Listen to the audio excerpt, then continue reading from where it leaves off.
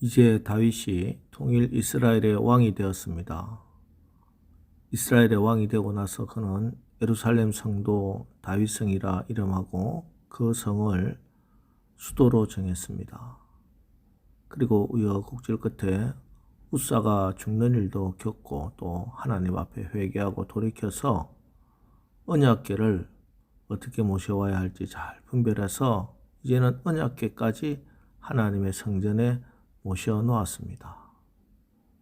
자, 그런데 이제 다시 돌아보니 자기는 좋은 왕궁에 살고 있는데 하나님의 궤는 아직 성막 안에, 천막 안에 거하고 있는 것이 못내 마음이 걸렸습니다. 그래서 선지자 나단을 불러서 그에게 자기의 마음을 털어놓습니다. 나는 이 좋은 백향목 궁에 사는데 하나님의 궤가 천막 안에 거하는 것이 너무 마음이 불편합니다. 성전을 짓겠다 결심한 겁니다. 아주 좋은 성전, 지금까지 역사 이래 없었던 아주 위대한 성전을 이제 내가 건축하겠습니다 하고 말하는 것입니다. 이 말을 듣고 나단 선지자는 기쁘고 좋은 마음으로 왕이 뜻하신 대로 하시옵소서 하고 조언을 해줍니다. 자, 그런데 그날 밤 하나님께서 나단에게 나타나셔서 성전 건축을 막으십니다. 오늘 본문 4절입니다.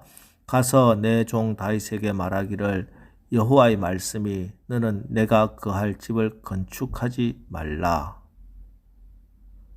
하나님께서 분명하고도 또 단호한 어조로 다윗에게 성전 건축하지 말라 이렇게 말씀하십니다.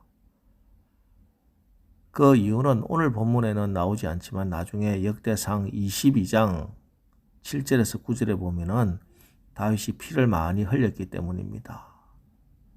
자, 여기서 우리는 우선 하나님의 이름이, 하나님의 일이 얼마나 거룩하고 구별되어야 하는지 잘 알아야 하겠습니다. 그래서 늘 하나님 앞에서는 두렵고 떨리는 마음으로 서야 하고 또 경외감을 가져야 할 것입니다. 그럼에도 불구하고 또 하나님께서는 다윗의 이 마음이 얼마나 순전한 것인지는 다 알고 계셨습니다. 그래서 하나님은 마음만 품었을 뿐인데 다윗에게 감당하지 못할 만한 많은 복을 약속해 주시고 그대로 이루어 주십니다. 오늘 본문 7절 8절입니다. 또한 내 종 다윗에게 이처럼 말하라.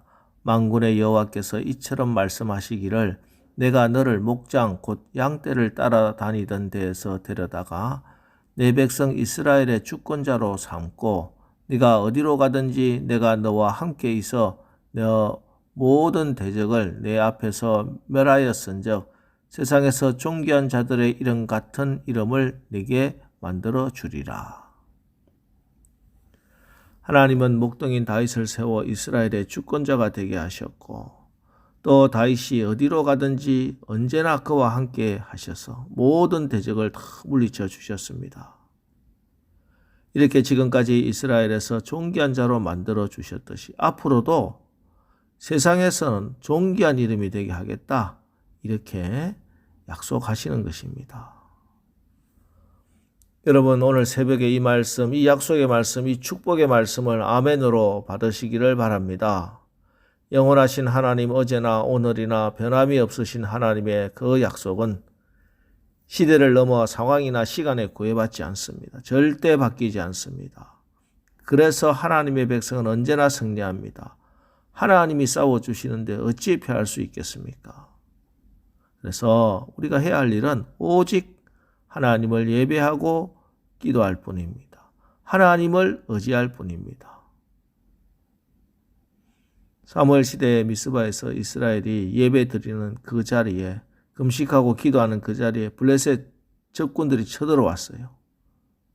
이스라엘 백성들은 예배 드리고 있는데 기도하고 있는데 누가 싸우겠습니까? 하나님이 직접 큰 우레를 발하셔서 블레셋 사람들과 직접 싸워 주셨습니다. 여러분 인간은 누구나 다 연약합니다. 홀로 설 수 없어요. 인간이 아무리 대단해 보여도 다 한계가 있습니다. 그저 삽질하는 수준입니다. 그런데 문제는 우리의 삶에는 포크레인 같은 능력이 필요할 때가 너무 많다는 겁니다. 오늘 내 자녀, 또 건강, 물질, 내 삶에 여러 가지 닥치는 그 어려움, 또 국가적으로 왜 대적들이 없겠습니까? 이때 이 대적들과 우리가 싸우면 우리는 백전백패고 다 죽습니다. 하나님이 싸워주셔야 합니다. 그래서 이럴 때 우리는 더 간절한 기도로 온전한 예배로 하나님 앞에 나가야 하는 것입니다. 그러면 오늘 네가 어디로 가든지 내가 너와 함께 있어 내 모든 대적을 네 앞에서 멸하였은즉 세상에서 존귀한 자들의 이름 같은 이름을 네게 만들어 주리라 하는 이 말씀처럼 그때마다 우리를 도우시는 에베네셀 하나님이 여러분을 위해 싸워주시고 승리하게 하시는 것입니다. 그뿐만 아닙니다. 14절 말씀입니다. 내가 영원히 그를 내 집과 내 나라에 세우리니 그의 왕위가 영원히 견고하리라 하셨다 하라. 하나님께서 다윗을 위하여 너의 가문의 집을 또 나라를 세워주겠다 말씀하십니다. 그리고 그 왕위가 영원히 견고하리라. 영원히 다윗의 왕위를 견고하게 하시겠다 약속합니다. 하나님의 이 약속은 훗날 다윗의 가문에서 예수 그리스도께서 나심으로 온전히 성취되었습니다. 자, 그런데 여러분, 하나님의 이 놀라운 축복과 약속 어떻게 임합니까? 하나님이 기뻐하시는 마음을 품었기 때문입니다. 마음만 품었는데 하나님이 이렇게 기뻐하시고 축복하셨습니다. 다윗이 설계도를 만든 것도 아니에요. 첫 삽을 뜨지도 않았습니다. 하나님의 성전을 위해서 설계도를 만들 만한 사람 정한 것도 아니었어요. 그냥 마음만 품었습니다. 선지자 나단을 불러다가 이렇게 하고 싶다 그 마음을 전달했을 뿐입니다. 그런데 하나님은 다윗의 그 마음을 받으시고 다윗의 앞으로 일생 가운데 그 훗날 후손들에게까지 주실 축복 다 약속해 주시고 정말 그대로 이루어 주십니다. 여러분의 마음에 어떤 것을 품고 있습니까? 사람들은 우리의 마음을 중심을 알 수 없지요. 내가 어떤 생각을 가지고 신앙생활을 하는지, 내가 어떤 마음을 가지고 오늘 하루를 살아가는지, 어떻게 내 가족이라도, 내 가장 가까운 사람이라도 내 마음 읽어낼 수 있겠습니까?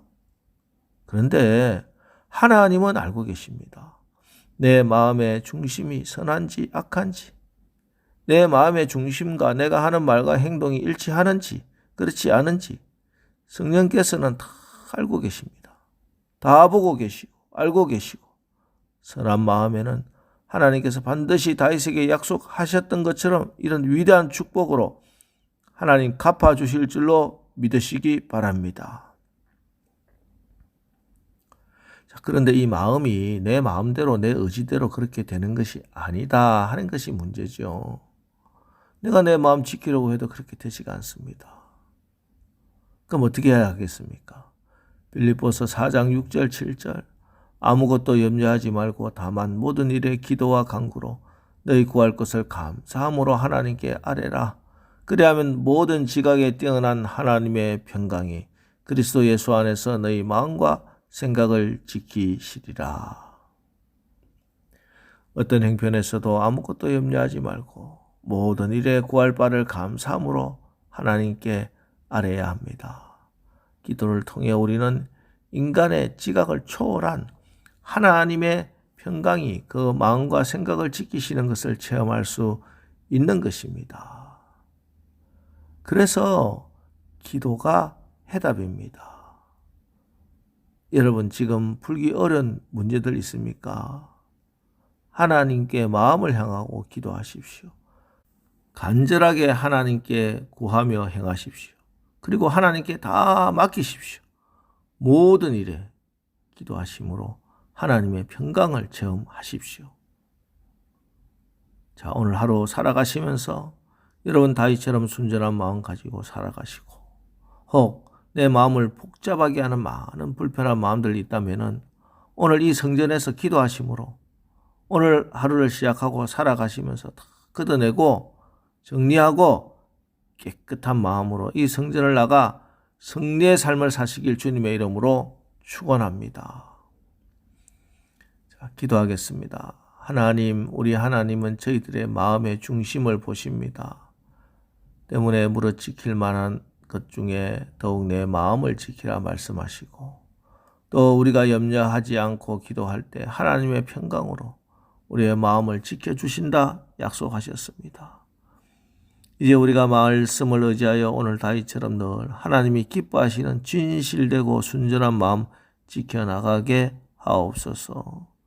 그래서 오늘 다윗에게 기뻐하시면서 축복하신 그 축복을 우리도 우리 자녀들도 다 받아 샬롬 평화의 삶을 살게 하옵소서. 예수님의 이름으로 기도합니다. 아멘. 자, 이제 주여 나의 마음이 하나님께 합하게 하옵소서. 하나님이 기뻐하시며 축복하시는 마음으로 나의 마음과 생각을 붙들어 주옵소서. 오늘 말씀을 붙들고 우리 합심해서 기도하고 나가겠습니다. 우리 기도하겠습니다.